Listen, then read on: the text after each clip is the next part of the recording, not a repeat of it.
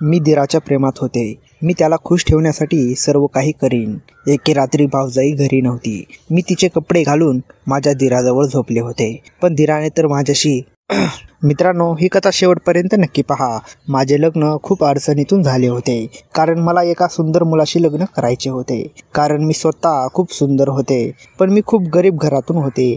त्यामुळे माझ्यासाठी जे काही नाते येत होते ते गरीब मुलाचेच येत होते. म्हणून मी बरीच वर्षे लग्नाला नकार देत राहिले आणि माझे केसही पांढरे होऊ लागले होते. माझे वडील वारले होते. माझ्या लग्नाची वाट पाहत माझी आईही वारली आणि भाऊ आणि वहिनी मला याबद्दल टोमणे मारू लागली. पण मी माझ्या आग्रहावर ठाम राहिले. माझा नवरा माझ्यासारखा सुंदर असावा आणि तोही श्रीमंत असावा अशी माझी इच्छा होती, कारण मी गरिबाला कंटाळले होते. एक दिवस माझी इच्छा पूर्ण झाली. माझ्या घरच्यांनी मला एका मुलाचा फोटो दाखवला. तो खूप सुंदर होता आणि ज्या दिवशी तो माझ्या घरी मला पाहायला आला तेव्हा त्याने खूप काही बरोबर आणले होते. त्या दिवशी इतके सामान घेऊन आला की मला खात्री झाली की तो मुलगा खूप श्रीमंत आहे. मी विचार करत होते, मी जसं स्वप्न पाहिलं तसे होत आहे. काही दिवसांनी माझं लग्न झालं तेव्हा मला खूप आनंद झाला होता. पण लग्नाच्या पहिल्याच रात्री माझा सगळा आनंद उडून गेला, कारण माझ्या घरच्यांनी नवऱ्याच्या तारुण्याचा फोटो दाखवला होता, ज्यात तो खूप सुंदर होता. ज्याच्यात जास्त वयामुळे तो म्हातारा आता दिसत होता. माझ्या वहिनीने मला फसवलं होतं, पण आता माझं लग्न झालं आहे म्हणून मी धीर धरला. कारण जर मी माझ्या पतीला घटस्फोट दिला असता तर मला घटस्फोटचा कलंक लागला असता आणि माझ्याशी कोणी लग्न केले नसते. असे पण माझ्या सासरी माझे सासू सासरे नव्हते. माझा नवरा आणि त्याला एक लहान भाऊ होता. आमचे एक लहान कुटुंब होते आणि मी इथे राज करणार होते. माझ्या दीराचे लग्न होईपर्यंत मी माझ्या सासऱ्यांच्या लोकांमध्ये हुकूम चालविणार होते. एके दिवशी दीराने त्यांच्या भावाला सांगितले की आता मला लग्न करायचे आहे.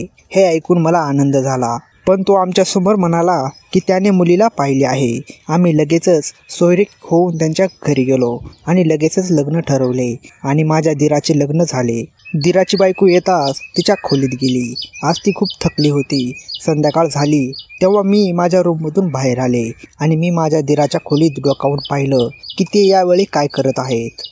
मला वाटलं की मी त्यांना विचारावं की ते जेवण करणार की नाही, पण ती दृश्य पाहून मी हादरले की माझ्या दीराच्या बायकोने तिच्या नवऱ्याचे कपडे घातले होते.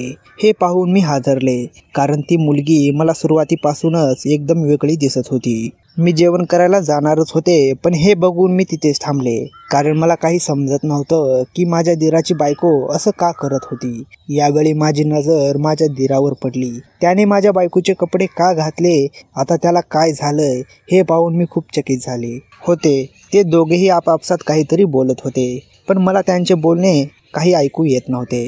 पण मी त्यांना बघत होते आणि त्या नवरा बायकोंना दोघांनाही पाहून मी आश्चर्यचकित झाले होते. त्याचवेळी माझ्या दीराच्या बायकोने त्याच्या नवऱ्याचे कपडे घालून घराबाहेर गेली, तर माझा दीर बायकोचे कपडे घालून झोपला होता. हे पाहून मी धक्क्याने माझ्या रूममध्ये आले आणि विचार करू लागले की हे सगळं मी माझ्या नवऱ्याला सांगावं की नाही. मग ही गोष्ट मी त्या रात्री माझ्या नवऱ्याला सांगितली नाही आणि सकाळ झाली तेव्हा माझ्या दीराची बायको घरी आली आणि सगळ्यापासून लपून ती तिच्या खोलीत गेली. पण मी किचनमधून खिडकीतून तिला पाहिलं होतं, तरी मी गप्प बसले होते. नाश्ता बनवल्यावर मग नवरा बायको दोघेही किचनमध्ये आले. मी पाहिलं की माझ्या दीराने निळ्या रंगाचा सूट घातला होता आणि तिच्या बायकोने पण निळ्या रंगाची साडी घातली होती आणि ते दोघेही खूप हसत होते आणि मी खूप विचार करत होते की रात्री दोघांना काय झालं होतं. मग दुसऱ्या दिवशीही असेच घडले. मी पुन्हा माझ्या रूममधून बाहेर आले. दीराच्या रूमच्या खिडकीतून गपचूप आत डोकावलं. माझा दीर बेडवर झोपला होता आणि त्याची बायको बाथरूममधून बाहेर आली. मग मी पाहिले की तिने तिच्या पतीचा पॅन्ट शर्ट घातला होता आणि तिने आपले लांब केस टोपीत लपवले होते. मग तिने जॅकेट घातला तेव्हा ती एखाद्या मुलासारखी दिसत होती. तिला पाहून मी स्तब्ध झाले. कालप्रमाणे ती नवऱ्याशी काहीतरी बोलली आणि मग तिच्या रूममधून बाहेर गेली. तिने पाहू नये म्हणून मी पटकन लपले. 3 दिवस हे असंच चालू होतं. माझा दीर बायकोचे कपडे घालून पलंगावर झोपायचा, तर त्याची बायको त्याचे कपडे घालून घराबाहेर पडायची. ती असे का करते हे मला समजत नव्हते. मग एके रात्री काही लोक आमच्या घरी आले. मी माझ्या खोलीत होते आणि काही वेळापूर्वी माझ्या दिराची बायको त्याचे कपडे घालून निघून गेली होती. ती 4 माणसे आमच्या घरी येताच ते सरळ माझ्या दिराच्या खोलीत गेले आणि माझ्या दिराला त्यांच्यासोबत घेऊन गेले. माझ्या दिराला त्याने बेशुद्ध केले होते आणि मी पाहिले की माझ्या दिराने अजूनही त्याच्या बायकोचे कपडे घातले होते. हे पाहून मी जास्त घाबरले, कारण त्याच्या हातात बंदूक होती. म्हणून मी माझ्या नवऱ्यालाही उठवले नाही.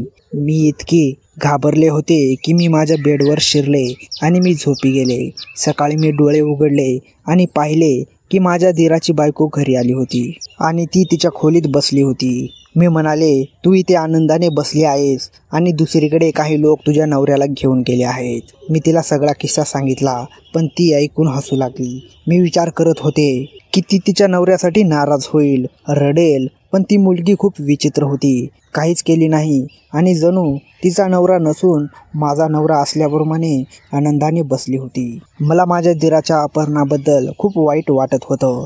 मी विचार करत होते की माझ्या दिराने काही खाल्ले असेल की नाही, त्याची अवस्था कशी असेल. तो गेल्यानंतर मी सतत रडत होते की त्या लोकांनी माझ्या दिराला मारलं तर नाही ना.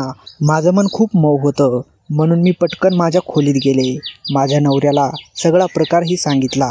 हे ऐकून तोही अस्वस्थ झाला, कारण त्याला एक भाऊ होता जो त्याला खूप प्रिय होता. म्हणून तो मला विचारू लागला की ती माणसे कोण होती. मित्रांनो, पुढे कथेत नक्की काय झालं ते खरंच जाणून घेण्यासाठी आत्ताच कमेंट बॉक्समध्ये ग्रीन हार्ट सेंड करा, म्हणजे मला समजेल तुम्ही खरंच नेक्स्ट पार्टची वाट पाहत आहोत. मित्रांनो, या चॅनलवर नवीन असाल तर सबस्क्राईब नक्की करा, कारण तुम्हाला अशाच कथा RK मराठी स्टोरी या चॅनलवर रोज पाहायला मिळतील. धन्यवाद.